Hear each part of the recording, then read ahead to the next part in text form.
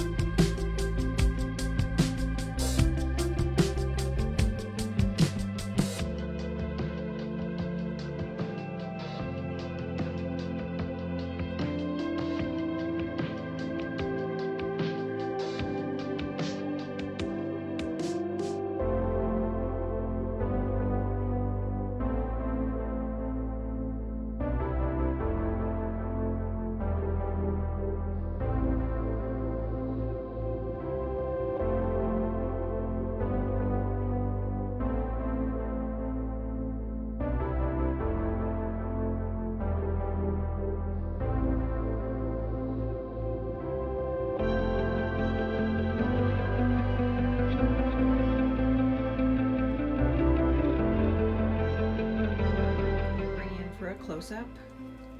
I love this paint. Oh my God, I have never used golden paints before, and it's only my second time mixing GAC 800 with Floetrol.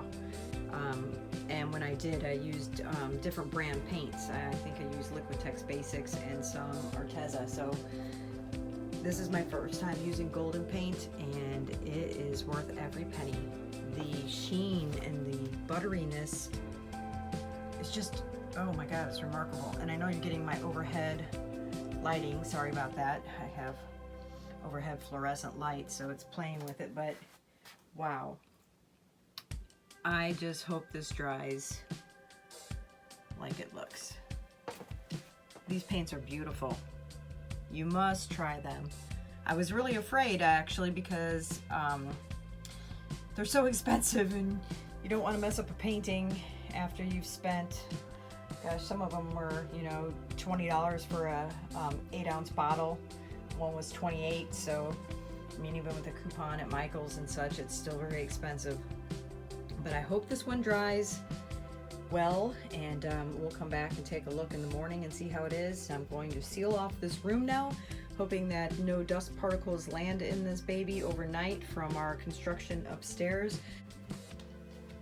It's the next morning, and this baby has dried beautifully. I am so thrilled. No junk landed in it overnight from having the furnace turned back on and dust in the air. Thank God I sealed off that room, because I think I would have cried, because this dried so nice. Look at those pigments. This paint is awesome. I'm hooked on golden now, so I'm hoping I can sell some of these because my hobby just got a lot more expensive. So if you like this video, please subscribe. You can, in the description box down below, find a link to my Etsy page if you're interested in purchasing any of my artwork. There will be a link to my Instagram and also a link to PayPal if you feel generous to donate anything to my cause. And you can also find my work at the Missouri Artist on Main Street Gallery in St. Charles, Missouri. Thank you for watching. Bye-bye.